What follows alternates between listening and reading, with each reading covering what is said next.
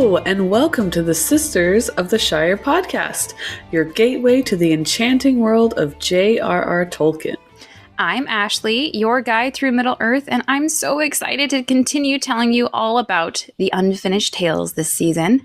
Joining me, as always, is my cousin and co-host, Abby, who is eager to embark with us on this literary journey. So whether you are a seasoned Tolkien expert or new to his works, our podcast offers immersive discussions and insights, and some, fun and good times. So let's explore the unfinished tales together, and let's the adventure begin. Let's go! Let's go! How are you, Abby? Well, if you haven't noticed, I've got a super sultry voice right now. As I said last episode, if you guys listened to it, I got the germs. Thankfully, it didn't last very long. I just get laryngitis so fast, just instantly. So I lose my voice pretty quick. But that's not what I wanted to talk to you about today. I'm so excited I have a new career path, Ashley. I have a new career path.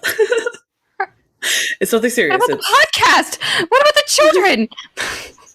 Oh, I am thinking of the children because my new career path is, let's start from the beginning. My close friend is on the PTA at my children's elementary school. Mm-hmm. And I'm not on the PTA. I'm not that crazy. But she texts me and she's like, hey, we are having a family dance at the school. It's not like a formal date dance. It's called a kids invite someone special. So it's a family dance. You bring your mom or your dad or your grandpa or your favorite uncle and aunt or whatever. So it's like a family dance because it's kindergarten through 5th grade. So it's nothing crazy. So she texts me. She's like, we're having this dance. I'm like, yeah, I know. She's like, we need a DJ. I'm like, oh, sign your girl up. Say no more. Say no more. Say no more. Say no more. I have already made a playlist. That's amazing. I am so excited. You don't even know. I have a text group of mom friends that we go out to dinner and do fun stuff together. And I text them. I'm like, I got the job. I got the DJ job. And so my other friend's like, you got any Snoop Dogg on that on that playlist? I'm like, is he on Kids Bop? I think he is. I heard he has a whole song with positive affirmations in it. No, he has a whole CD called The Pups or something like that, where it's kids The Pups. Yeah, hold on, I might be wrong. Hold on, I might be wrong. It's something like that. It's Snoop Dogg kids music. Oh yeah, it's called Doggy Land. And he No, I like The Pups, and that's the only. I think that's what he calls them. I'll accept now. I think that's what he calls the kids. He's like, "Hey pups, we're gonna sing a song." He's got a song. It's called Doggyland, and it's a whole Snoop Dogg kids CD. And one of them is "Please and thank you. Sharing is caring. Everybody's different." Amazing. Roy G. Biv. He has one about Roy G. Biv and bullies. To not be a bully. Oh. I know. See, so my friend's does that gain you more street cred or does that lose you street cred? Because I'm on the fence. I know. So I'm excited for this new career path for me of children's DJ. Do you get a badge? Do you get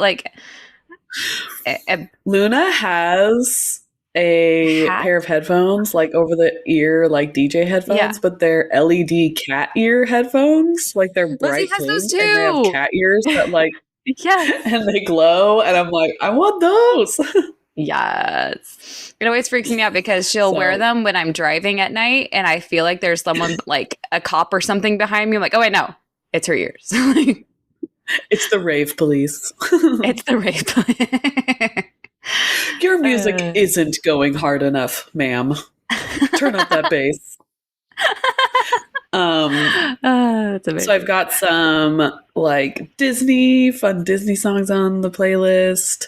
I got Bluey came out with a dance album. So I've got some like dancing Bluey what songs. now? You don't know? Okay. It's called Dance Mode, and it's a Bluey album. And I'm looking that up immediately. Because did you know that they came out with an app recently? Oh. It's the stupidest thing ever. There's only like a quarter of it is free, of course. Yeah. But it's not even like pay, $10 for the whole thing. No, it's monthly. I hate the freaking thing when they do that. But yeah, Lizzie's been playing it. She's like every 5 seconds, Mom, look, Mom, look, Mom, look. Okay. Apparently there's we don't talk about Bruno, but singed by Bluey characters. I'm going to have to watch that later. Here, I'll send you the version that it's the Bluey theme dance remix, and it's pretty great. Okay. Actually, I'll just send you my whole playlist. I mean, I was going to say, have a fun time. Yeah. Yeah, it's beginning to be at that age where I'm like, when can I start introducing her to Weezer? And, Oh, there's a Weezer song on here. Oh, good. Best Friend? Or yes. Island in the Sun? Best Friend. Okay. It's Best Friend. I love you. It's a good one. It's a good one. Yes, it is. Like I was listening on my to no skip CD list. The whole Nice. CD is no skip for me. Oh, yeah. I was listening to, I just have like an everything playlist, and it's like the most random playlist you'll ever hear. Me too. I was playing at work one time, and Ashley, my sister-in-law, was like, "You were really all over the place." I'm like, yep. Like I went from like Weezer to Miranda Lambert to Evita, like in one sitting. Is your playlist called ADHD? Your playlist is called It's called Everything. But Yeah, I was listening to Weezer's album, their 80s album, where they do covers, and it was No Scrubs. And I'm like, this is an amazing catchy song, but then I'm like listening to the words, I'm like, maybe I don't want my daughter listening to it right now. Teacher, she doesn't want no scrubs. That's what she needs to learn. Ain't gonna be with a deadbeat. Yeah. Teacher, to do that early. Anyway, we're not here to talk about Weezer and Disney music and Abby's future as a DJ. We are here to talk about all things Tolkien. So let's backtrack a little. The complete opposite. The everything, the ADHD playlist, if you will. So, how much do you remember of last week? I remember that. It's a bit of a shorter episode. I apologize. It was a natural stopping point. I kind of take advantage of those when I can, because it's just like, do I want to like open the door a bit longer, or should I just naturally close the book? Plus, I will admit, most of the time I'm doing them and it's like midnight and I'm like, another hour? Nah. Like, not worth it. So Tuor really wants to like go out in the world, right? Doesn't he want to find that guy? Like he's like really like, I want to go out, and maybe he's the first one to coin the Aragorn phrase, "Let's hunt some orc." Like he's the first one to do that. Anyway, and so they like go out to his elf dad. Elf dad? No. Sure. No, I like it. Elf dad is like, fine, okay, we'll go out, son. We'll let you go stab some orc if it'll make you feel better, and go out and find the guy that you want to talk to or something. And so they finally leave the cave. Were they in caves? Yeah, they finally leave the caves. Androth, yeah. And almost immediately they get attacked by orcs. Like Mm-hmm. And Tuor gets captured, and then he's a slave, and he's like tortured for what, like 3 years or something like that. Yep. And and then he gains the trust enough that they're like, okay, we're gonna let you go work on this, like go do hard labor somewhere over here. And then like for some reason they let him hold an axe, which I'm like, guys, not smart on your part. You pretty much deserved it if you gave your captive person you torture every day an axe and be like, oh, he's cool, he wouldn't do anything to hurt us. And he chops them. What is it? He I like the term chops them. Cleaved them in twain. Is that the how to say it? Sure. And then he runs back to the caves where he lives in the caves by himself, which I don't know. We have no knowledge if it's by himself or he had other people who were enslaved with him that ran away with him. But we know he lives by himself, but we don't know if anyone else got to escape along with his escaping. So he lived by himself with his volleyball named Wilson in the cave.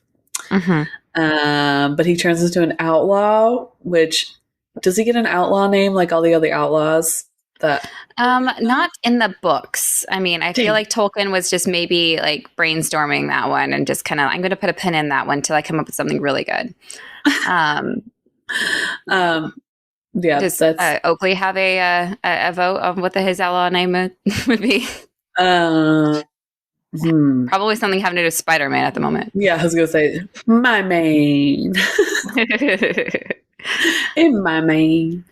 And then he's like kind of like a vigilante, like not Batman-esque, but he like goes out and just like kills orcs and Easterlings that are like hurting other people, but he doesn't like go and live with other people. He's like by himself, right? And he like goes and like, it doesn't necessarily say that he's like saving people.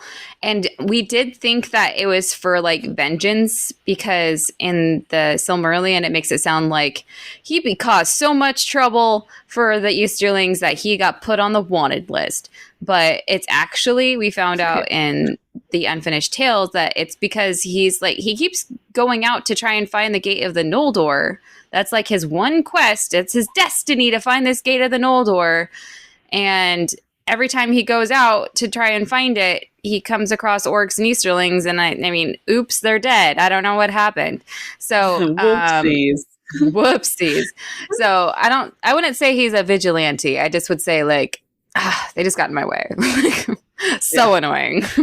Yeah. Ugh, guys, again? Really? Yeah. Well, I guess it is Thursday. I guess we got to do this. Okay, let's go. And then our favorite god of the sea is he's like, you know what? I haven't heard from those humans in a while. I should check up what's going on with those guys. And then he's like, whoa, this dude with his blonde, beautiful hair flowing in the wind. He's like, he looks majestic. I'm going to help that guy. And because he has a quota he has to do of like, which handsome human am I going to help out this century? Right. Yeah. He only gets like two a century. Yeah. You get two, Olmo. You get two. I don't know what he does. Like, he just like helps him? No. Does he even talk to him? Not yet. So we kind of left things on a cliffhanger because like Olmo was kind of gathering intel. Like he has his streams and his waters across, Middle Earth that he can like go to and fro, like that he kind of somehow gets answers from. He's talking to Círdan because Círdan's his man down in the South Havens. The Grey Elves, Anael, his elf dad, as you call, is telling Círdan all about Tuor, and Círdan's telling Olmo all about Tuor, and so he's like, that is the one. That is the one I'm going to help. Do you think in the Grey Havens, all the elf dads are like, and who was your human foster child? Yes. They're like, oh man, my human foster. They have like a meeting of like elf dads for all the human foster children that they don't get to see anymore because humans are mortal. Right. And they like die and stuff. Yeah. Unfortunate. Okay. So I had a thought. Yes. So Tuor, this is like, one of those like connective, like it makes me think of something else and it makes it easier to understand in my brain. Okay. Tuor having to go find the gate of the Noldor and find, who's he trying to find? Turgon. Turgon. Yeah. Who Gondolin's king. Yeah. Who his dad had and his uncle had saved in the Battle of the Number Tears. It's not necessarily 100% the same, but I'm getting the same like vibes. Mm-hmm. Is Rey trying to find Luke Skywalker? Okay. Like how she can't, like the map is missing and no one knows where he is, and he's like, yeah, it's impossible to find it, and he's special to her somehow, and she knows she has to go talk to him and figure out what to do, and that's what I thought of. Okay, no, I like it. Yeah, the only difference is I don't know, there's no Olmo factor into that. The Force. I guess. Because Yoda. He's Yoda. Almost Yoda. I cannot think of any two beings I had in my head that looks more different than the other. You don't know. So we last left things with Olmo is deciding like, okay, this is the time I'm going to intervene. I'm going to give Tuor a sign. Oh, yeah. That's where we left things. So, Tuor needs to fulfill his destiny. He needs to find this gate of the Noldor. He's been searching for years with no success.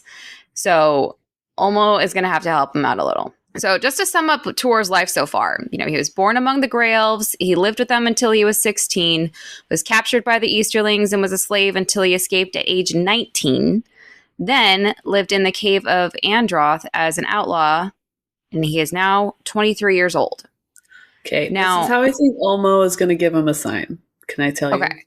Yes, please. So he's like so hard-headed, like, I know where to go. I'm going to go find him. I'm the best at this. And he's like marching on like a path. And then Olmo like sends a river to just flood that side. And he's like, okay, not that way. And he like goes the other way. He's like redirecting him. He's like, no, over here. No, over here. Come on. Like, you're not that far off. Or he's in a boat. And he's like, I'm going to go this way. And he's like standing majestically, like on the bow of the ship, like onward. And then Olmo like pushes the wave. So it turns his ship like slightly to like the left. He's like, okay, this way. You'll find out in a minute. You're not that far off. Yeah. I like the visual though. But I feel like everything with Tolkien is done for a reason. He is very all about, the symbology, and he, I don't think he just threw out the age 23 out of nowhere.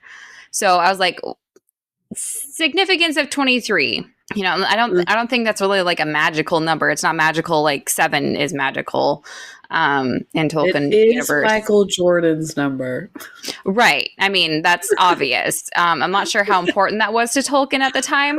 I mean, I don't know. Huge Bulls fan. Space Jam was his jam.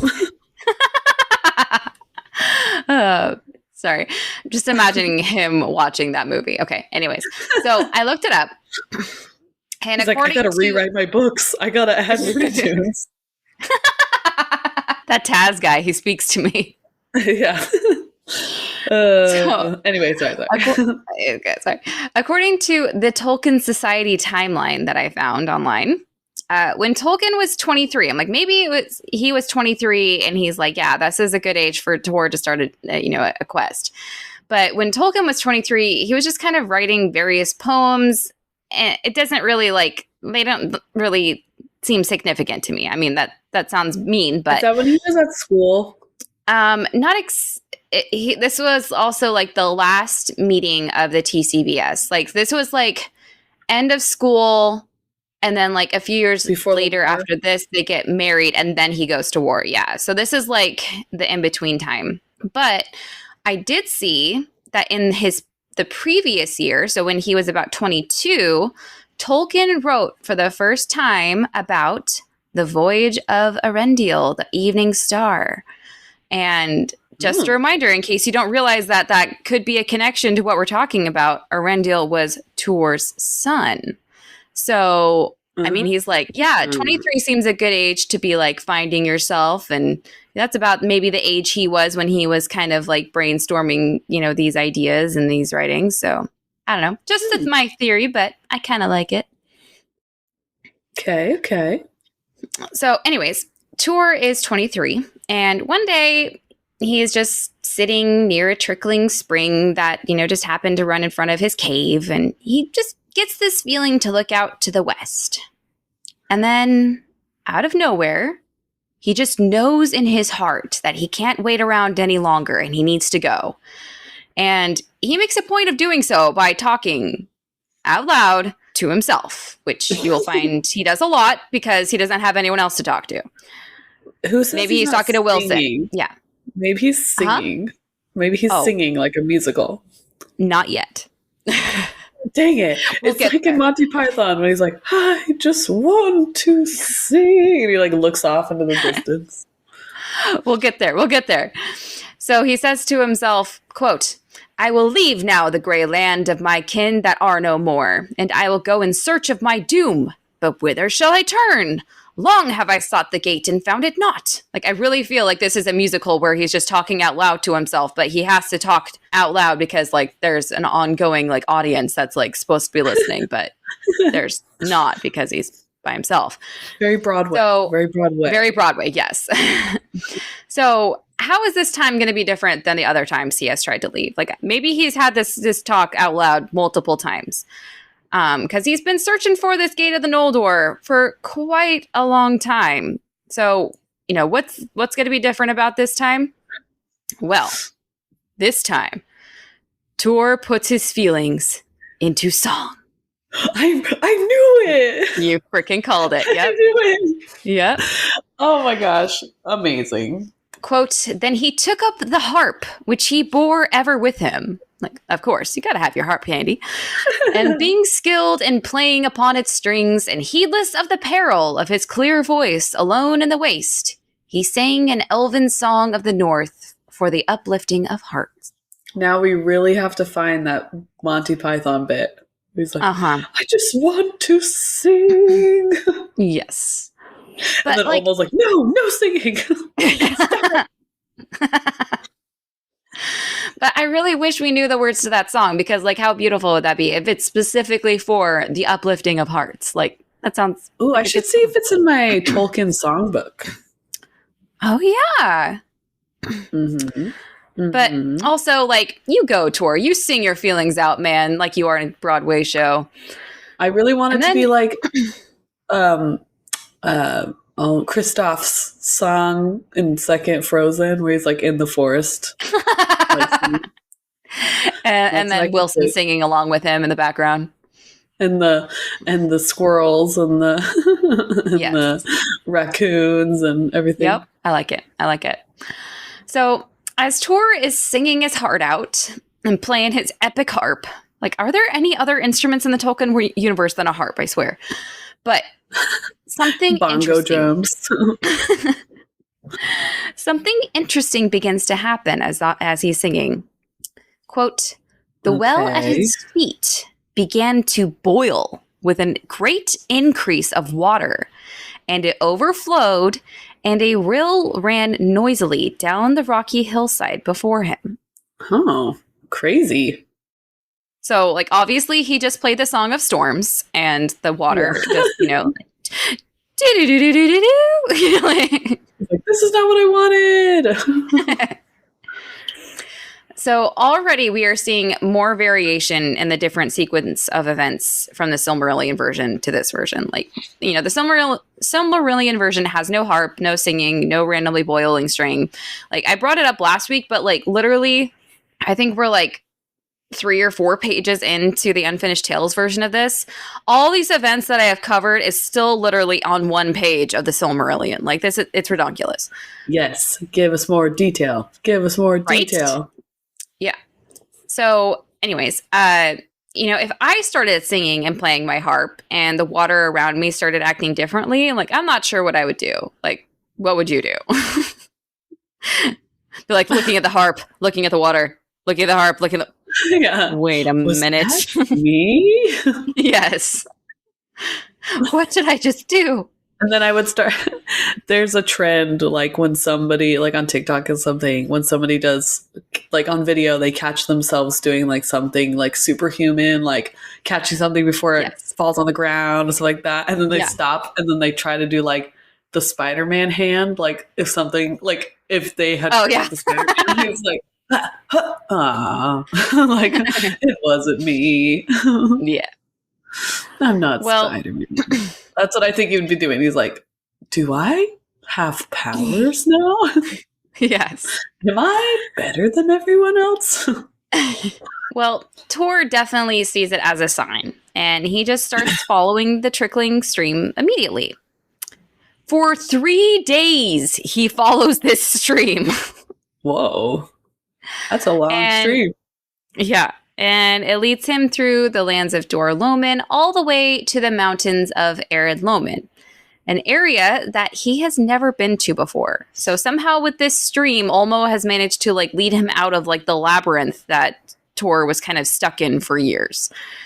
And this area is a bit different than he's used to. The ground is kind of broken and rocky, and it starts getting steeper leading up to the mountains. Quote, but even as dim dusk came on the 3rd day of his journey, Tuor found before him a wall of rock, and there was an opening therein like a great arch, and the stream passed in and was lost.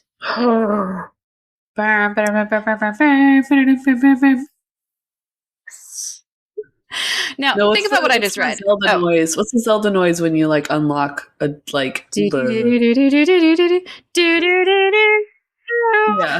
No. When it's like something mysterious happens, like that's it. Yeah. That's the noise that happened when he found it. Mm-hmm. So think about what I just read. An opening therein like a great arch. Now, I'm not a genius by any sense of the imagination, but I don't know. An arch to me sounds an awful lot like, I don't know, a gateway, something that Tuor's been searching for years. I don't know, maybe. What a coincidence. Whoa. Yeah. Anyway, I'm going to keep going. Okay, but for realsies though, Tuor doesn't see it that way. When he comes to this wall of rock with a great arch, quote, then Tuor was dismayed, and he said, so my hope has cheated me. The sign in the hills has led me only to a dark end in the midst of the land of my enemies. And gray at heart, he sat among the rocks on the high bank of the stream, keeping watch through a bitter, tireless night. Do you think Olmo's like, oh, come on. He's like, did I choose the wrong human here? Like... I literally put in my notes, I can just see almost shaking his head at Tuor in this moment. Like, come on, man. I've only got water to work with here. Through the arch. Come on. Oh, you're just going to sit there and pout? Really? Fine. I guess I'll have to come up with another way, you idiot. Splashing water at him. Like, it reminds me of in The Princess Bride where Inigo is praying to the spirit of his father and his sword. He's like, show us the way.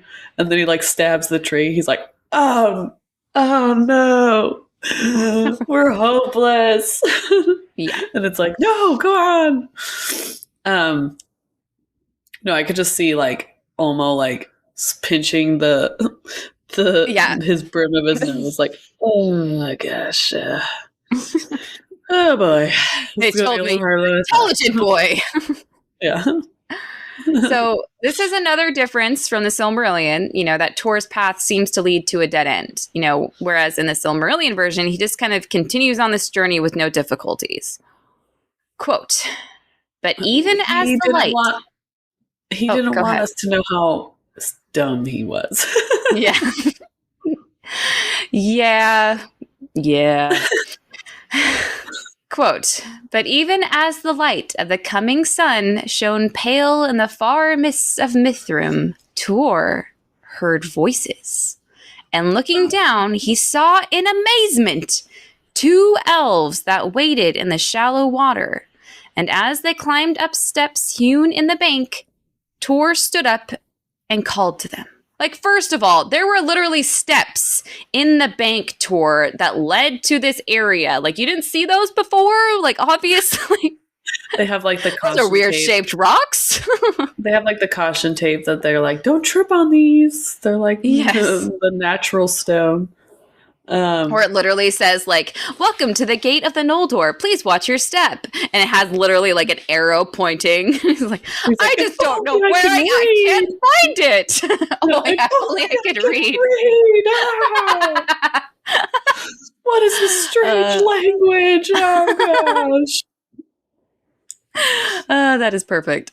All right, so what do you think Tuor called out to them? To these elves that he just sees, like, pop out of this spot that he's like, wait a minute, that was there the whole time? Like, where did you come from? How did you do that? Yeah. I could see him like, hey, like, freaking out. And then he probably scares them. So when the elves hear this man shouting at them, they, of course, immediately draw their swords and go on the defensive. Well, yeah. And Tuor doesn't even notice that part. Because remember, he probably hasn't been around people in a while. His social skills are probably lacking. He probably looks crazy. Probably looks a little crazy. Because all he notices is, quote, he saw that they were gray cloaked, but mail clad under. Mail as in like chainmail. And he marveled, for they were fairer and more fell to look upon, because of the light of their eyes, than any of the elven folk that he yet had known. Oh. Okay, so let's put together some clues here. So gray cloaks usually means like Sindar, gray elves, but these aren't like the gray elves he's seen before. So he's like, wait a minute. So they're not like those guys. The light in their eyes. So if you remember that Tuor lived among elves that hadn't been to Valinor. They were technically like the Teleri elves that had stayed in Middle-earth. But like Galadriel in the movies, she had been to Valinor before, and she kind of kept the light of the trees within her eyes. That is kind of what I imagine these elves to have as well. So that means that these aren't gray elves like the ones he has known, but maybe some type of Noldor elf or something like that. An elf that has been to Valinor before. So who are these guys? But Tuor doesn't pull any weapons. He just kind of stands up and waits for them to get closer, and he just greets them in the elven tongue. Hello, kind sirs. I want him to look like Robin Williams' character from Jumanji, just like running out like, hey, everybody. And they're like, what the heck? So he greets them in the elven tongue, and seeing this, the elves are like, okay, I guess he's cool. And they sheath their weapons and courteously respond to Tuor. Quote, Gelmir and Arminas we are, of Finarfin's people, which is Galadriel and Finrod's dad, who stayed on Valinor, if you don't remember who Finarfin is, because there's a lot of F names. Are you not one of the Edain of old that dwelt in these lands ere the Nirnaeth, or the Battle of Unnumbered Tears? And indeed, of the kindred of Hodor and Hurin I deem you, for so the gold of your head declares you. Like, I love that these, like, yeah, they've never met, but even, like, the most sheltered of elves, like, had this understanding that, like, man, blonde hair equals House of Hodor. Like, It's giving off a lot of Game of Thrones. like Game of Thrones. What is the family called? Lannisters. Yeah. So Tuor, knowing the custom of having to give your family tree whenever you're meeting anyone in Middle-earth, responds saying, quote, "Yea, I am Tuor, son of Hor, son of Galdor, son of Hodor. But now, at last, I desire to leave this land where I am outlawed and kinless. Like, I don't want to live by myself anymore. And so lonely." He's like holding them and like grabbing their clothes, and they're like, "Ugh, could you not? When's the last time you showered?" He obviously does not moisturize. I mean, look at him. Yeah. So Gelmir then replies, quote, "Then if you would escape and find the havens in the south, already your feet have been guided on the right road." Remember, the havens in the south, meaning Círdan's settlement. But Tuor doesn't want to go to the havens. He wants to go to the gate of the Noldor and meet that cool Turgon guy. Yeah. So he says, "Don't make me go there, please." So Tuor says, "So I thought, for I followed a sudden spring of water in the hills until it joined this treacherous stream. But now I know not whither to turn, for it has gone into darkness." Like, in any other world, telling someone you got your directions from a stream may not go over very well. Like, imagine trying to explain this to, like, Gimli or, like, Thorin, like a dwarf that just, like, "You did what?" Yeah. Yeah. Well, let's leave. Should we ask the rocks? Let's go. Yeah. Yeah. Do the rocks speak to you too, buddy? But, of course, these are elves, and they totally get it. And Gelmir goes on to say, quote, "Through darkness, one may come to the light." Like, I feel like Gelmir is trying to give Tuor a hint here, but Tuor doesn't really get it. Yeah. Tuor doesn't really get it. And this is like, I don't think Tuor's a dumb guy, but here he's a bit oblivious, we'll just say. Because I don't know why. This part always makes me laugh. So, like, through darkness, one may come to the light. And Tuor just responds, "Yet one will walk under the sun while one may." Like, well, yeah, but simple directions would be nice too. Yeah. Please. Please. If you haven't noticed, my only directions here is a stream of water. So, like, ain't got much going for me here. So if you could just give it to me straight here, that would be great. Well, Tuor does say, quote, "But since you are of that people, tell me, if you can, where lies the gate of Noldor? For I have sought it long, ever since Anael, my foster father of the Grey Elves, spoke of it to me." And at this question, the elves just laugh at him. But I don't think it's like in a mean way. I immediately imagined Crush in Finding Nemo when Marlin asks, like, "I need to get to the EAC, the East Australian Current." And like Crush just kind of like puts his hand to his, like, and shakes his head. He's like, "Dude, you're riding it, dude." Like, yeah, "You're here right now." Yeah. Quote, they say, quote, "Your search is ended, for we have ourselves just passed that gate. There it stands before you." And they pointed to the arch into which the water flowed. Like, Olmo tried so hard to tell you, man. Like, I could just see him like throwing his hands down, like pointing at it, like, there yeah. it is. There it is. Like, it's right But there. staring at that wall for hours. Yeah. Oh, come on, Tuor. You can do this.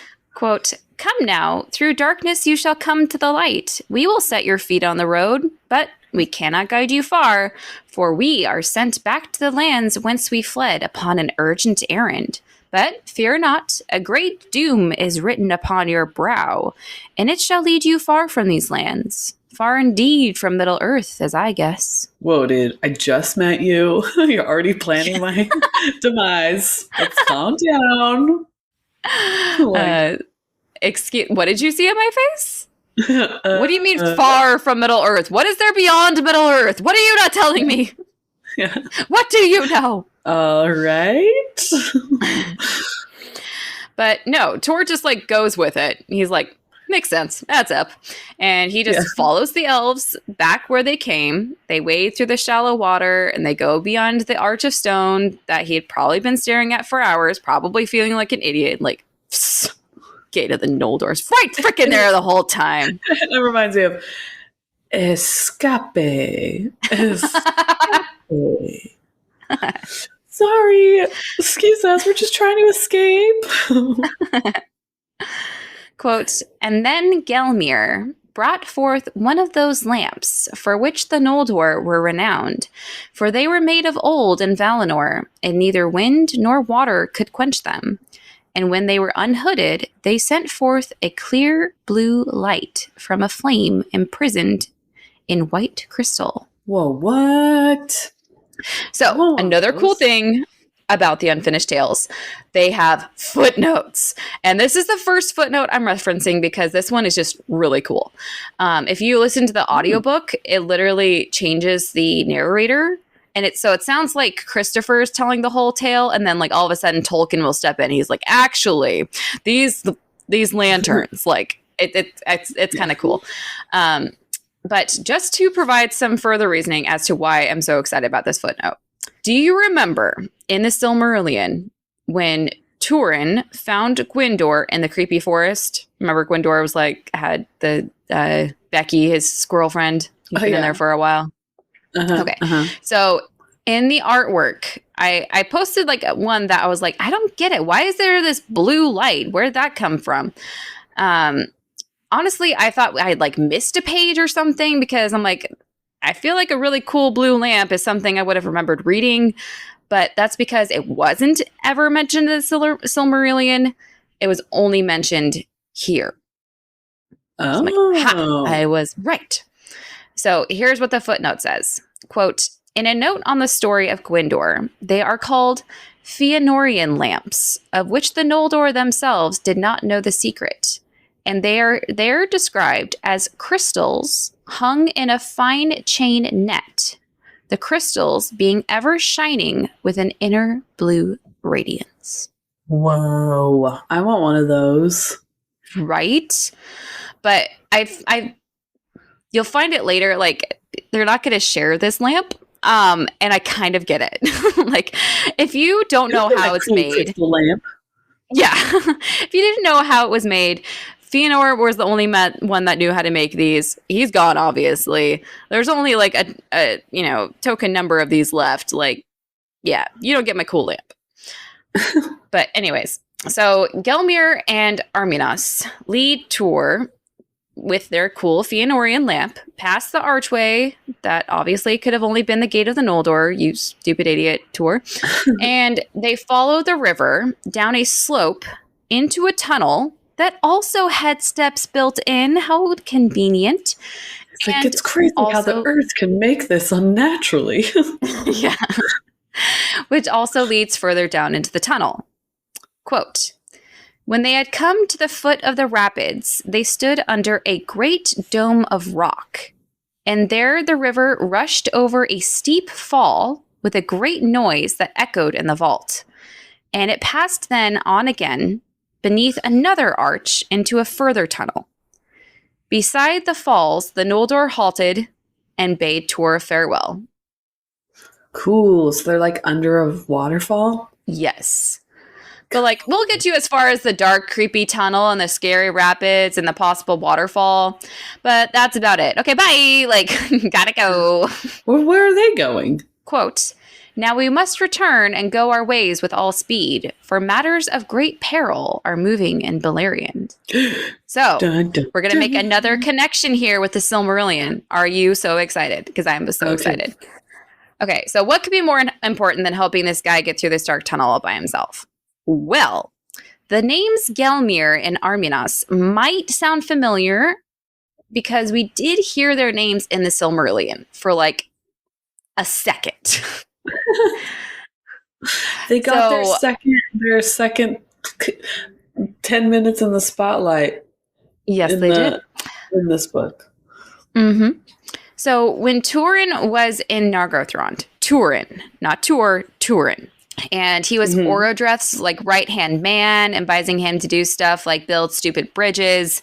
Well, it was at this time that 2 elf messengers came to Nargothrond, named Gelmir and Arminas.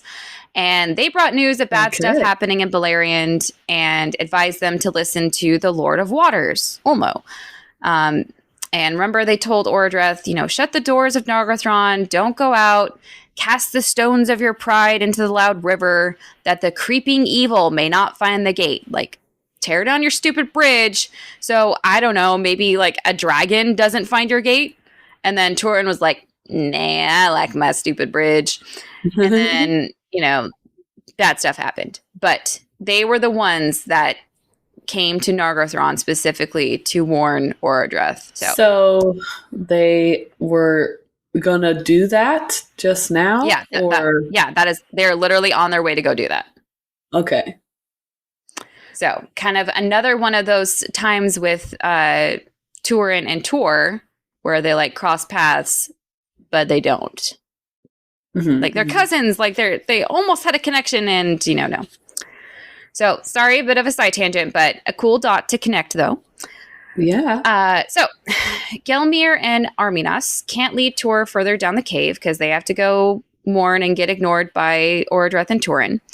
But before they leave, Tuor says something interesting that kind of stops them in their tracks. He says, quote, "Is then the hour come when Turgon shall come forth?" And they're like, say what now? Arminas actually says, quote, "That is a matter which concerns the Noldor rather than the sons of men. What know you of Turgon?" Like, you would think they would know that they were talking to the son of Hor, nephew of Hurin, that this guy might have some connection with Turgon because, Turgon became besties with Hurin and Hor for that short time. So these elves probably aren't from Gondolin, and the rest of the Noldor elves that, aren't in the know in Gondolin, consider Turgon and the whole Gondolin thing kind of like an elf-only secret, which I find kind of interesting. I don't know why. Like, only we're allowed to know that. You don't have the secret password, sir. So, Tuor admits that he only knows... T-Dog? You guys know T-Dog?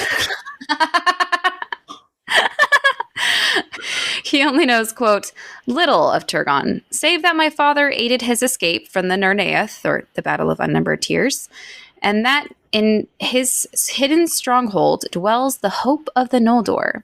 Yet, though I know not why, ever his name stirs in my heart and comes to my lips. And had I my will, I would go in search of him, rather than tread this dark way of dread, unless perhaps this secret road is the way to his dwelling." And I can just see Gelmir and Arminas looking at each other like, play cool, don't give anything away. Yeah. And it doesn't say which one, it just says like the elf. Do you know the secret handshake? Yeah, I'm pretty sure this is Arminas though, because he says, quote, "Who shall say? For since the dwelling of Turgon is hidden, so also are the ways thither. I know them not, though I have sought them long. Yet if I knew them, I would not reveal them to you, nor to any among men." Whoa. Yeah. Snarky. A bit of snarky snass. But man, this dialogue here, like we missed this in the Silmarillion, like the coyness and like the secretiveness of these elves. Like I'm just sad that we missed out. If you didn't read this, you would have missed out on vibes. Yes. I feel that, yeah. But then Gelmir adds on, quote, "I have heard that your house has the favor of the Lord of Waters, and if his counsels lead you to Turgon, then surely shall you come to him, whithersoever you turn. Follow now the road to which the water has brought you from the hills, and fear not. You shall not walk long in darkness. Farewell, and think not that our meeting was by chance. For the dweller in the deep moves many things in this land still." And then I'm going to try and pronounce this Elvish, and it's going to sound so great, right? "Anar kaluva tieliana," which means the sun shall shine upon your path. Oh, I like that. Yeah. So I feel like Arminas is a bit of a cold, Thranduil vibe. But Gelmir is like, I'm sure things will work out just fine for you, buddy. Good cop, bad cop. Yeah, if it's meant to be, it'll all work out just fine. But also, the term dweller in the deep, like, obviously he's referring to Ulmo, but also sounds like a scary sea monster. Just throwing that out there. He is a scary sea monster. But also, how do the other elves know that Ulmo likes the House of Hodor so much? He has a shirt. He has a shirt. Team Hodor. Yeah. So after all that conversation, the elves just turn around and leave Tuor there all by himself in the scary tunnel. You know, of course, they couldn't leave him their cool Fëanorian lamp, but, yeah. Quote. It's not for mere mortals. Yes. Quote, but Tuor stood still until the light of their lamp was lost, and he was alone in a darkness deeper than night amid the roaring of the falls. Then, summoning his courage, he set his left hand to the rock wall and felt his way forward. Oh, terrifying. I've had to be in a cave like that once. There's a beach here around where I live where there's one section of the beach and then there's a cave that you walk through that's a tunnel to get to another beach that's on the other like cove-ish area. But it's not like man-made at all. Like it's like there's rocks and it's like sharp and like you trip over or whatever and it's like dark. And you basically, I mean, I had a cell phone flashlight, but like if you didn't have that, you'd have to like walk and like it's slimy and it stinks in there and like maybe the elves had like air fresheners in there along with the stairs. Like we're not animals. Yeah. But that's actually where I'm gonna leave you today. In a scary cave? Oh man. Well, but he likes caves. He's gonna love it. Yeah, what if his eyesight's different because he's spent so much time in a cave? Maybe he's learned echolocation. Ooh, that would be cool. Anyway, well, thanks for teaching me today. You're welcome. So be sure to follow us on Instagram at Sisters of the Shire Podcast. Become a patron and join our Patreon at patreon.com/Sisters of the Shire Podcast. You can become a dwarf friend of the Shire like our buddy Dan and our elf friends of the Shire, Krishane and Tom. Thank you guys so much for your support. We really appreciate it. Woo. You know, we do this out of the love of Tolkien, but, you know, we do have to pay for things to do this. So it's nice to have a little help. So, you know, if you wouldn't mind helping us out, that'd be great. If you can't, you know, we get it. If you could just do us the tiny favor of giving us a rating on whatever platform you listen to your podcast on, that'd be great too. Or just sharing with your friends. Yeah. We're family friendly.